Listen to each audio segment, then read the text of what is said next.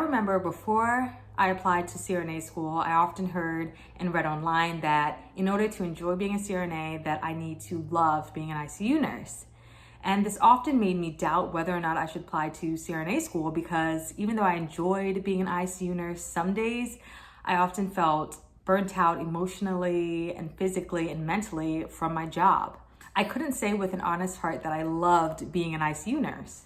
But regardless of what I heard, I decided to still pursue a career as a CRNA. So to answer the question, do you have to love being an ICU nurse in order to enjoy and be fulfilled being a CRNA? The answer is no. And if I'm being honest, I'm not the only CRNA that didn't love being an ICU nurse. It's actually pretty common, and I've talked to other CRNAs who was like, yeah, I didn't enjoy my time being an ICU nurse either, and I loved being a CRNA. So let's talk about some similarities between ICU nursing and being a CRNA. So with both ICU nursing and being a CRNA, you have to have great critical thinking skills, and you also have to have the ability to notice trends within patients' vital signs and labs. Another thing that's very important for both careers is having an understanding of pharmacology. As an ICU nurse, you're going to be hanging drips, administering medication that you need to understand how it works and why you're administering it. The same thing as a CRNA. You have to know pharmacology pretty well because you need to know a drug's mechanism of action, its onset, and its duration of action too. For both jobs, you also need to be able to stay calm under pressure and to be able to think clearly and stay focused when a stressful situation is happening. But there are some aspects of ICU nursing that I didn't enjoy that luckily as a CRNA, I do not have to really deal with anymore. Some of the things that I had to deal with as an ICU nurse that I didn't enjoy is just being pulled in so many different directions at one point, getting a call from a doctor, a call from a pharmacist at the same time, and trying to connect the two, because the pharmacist will be calling me about this doctor wrote this order. Do you know what they're trying to say? And I'll be like, I don't know, let me call the doctor. So just as an ICU nurse, you're kind of pulled in all different directions, and you're a middleman for a lot of different people. And then also as an ICU nurse, I gave blood a lot all the time. I had to go and take the patient off the unit all the time. Like I had to go to MRI, and then 2 hours later, I have to go to CT, and then I just felt like I was constantly doing things and all over the place and didn't have time to really perform good patient care a lot of the time on my shifts.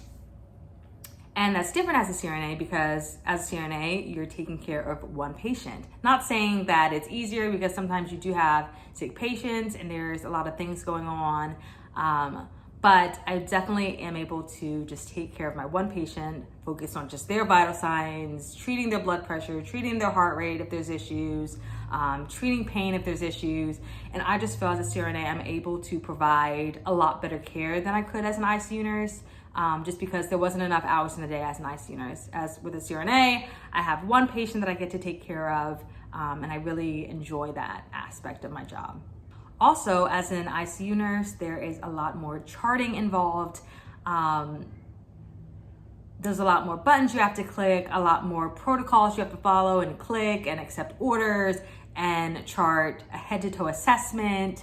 Whereas a CRNA, we mostly chart like what type of procedure they're having, why they're having that procedure, the pre and post diagnosis, and then we chart vital signs, how much gas they're getting during the procedure, what pain medicines we're giving, what pressors we're giving, how much urine is coming out of their Foley. And then we also chart things related to intubation, what size tube we used, what blade we used, if the patient has tape on their eyes to protect them from corneal abrasions, if it was an easy intubation, what kind of airway they had, what view we had of the airway, and then we also chart extubation. So the charting with being a CRNA, it's kind of, a lot of times you're charting very similar things, whereas with an ICU patient, one patient is usually completely different from the other. Their assessment may be completely different because one patient may have a bunch of wounds and drains and may be intubated, another patient may not be intubated and in restraints and alert and talking. So just as an ICU nurse, the charting was a lot more and it took up so much more of my time. Whereas Charting now, it's a lot easier, and I just look at the vital signs, chart them.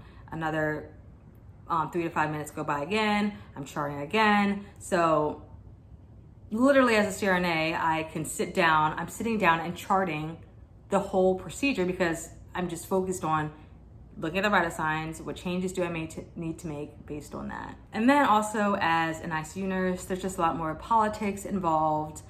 You're dealing with family members all day, whereas with a CRNA, you're not dealing with family members all day. You see them in the waiting room or in like the pre-op area. You talk to them, you explain the anesthesia plan to them and the patient, you ask them if they have any questions, and then you probably won't see the family members again because by the time you drop the patient off, you're on to the next case once the patient is stable after the surgery.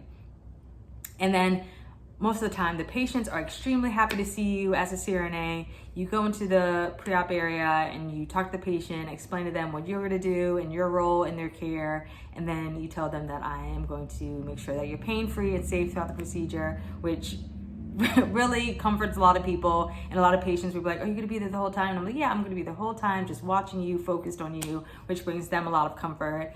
As an ICU nurse, I felt that I also had to cater to the family and the patient. Which is fine if it's your only room, if you only have one patient that night. Catering to the family isn't that bad, but if you have 2 patients or 3 patients, it can be a lot. Having a family member that's also calling out and asking for things, if they're asking for like an extra blanket, or if they're saying, oh, the patient is trying to say something and I don't understand what they're saying, like you have to almost take care of the family member as well, which made my job even harder as an ICU nurse. I just felt so more exhausted as an ICU nurse. I remember at least once a week, I would have just a shift that I would be so exhausted after. I'd come home and immediately like fall in the bed because I'm just so tired and so exhausted. Whereas a CRNA, I really don't have shifts like that. I do definitely have longer days, but overall, I don't feel completely wiped out, beaten up after a shift like I did as an ICU nurse. But what's important for both being a CRNA and an ICU nurse is to enjoy learning, to enjoy learning about disease processes and learning about evidence-based practice and how you can improve the care you provide to your patients. If you don't have that as an ICU nurse, that's definitely not a good sign. You should enjoy learning. You should enjoy being a patient advocate. You should enjoy taking care of people, because if you don't enjoy that, that's kind of essential for both professions, and you would not enjoy being a CRNA if you don't enjoy taking care of people and learning. So overall, you do not have to enjoy being an ICU nurse to enjoy being a CRNA. Like I said, I enjoy being a CRNA so much more than I enjoyed being an ICU nurse.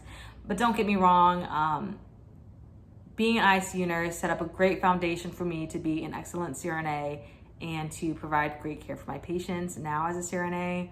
And also ICU nursing taught me how to work well under pressure, taught me how to have great bedside manner and how to say the right things to comfort a patient during a stressful time, which is essential. So hopefully you do love ICU nursing, but if you don't, that's okay.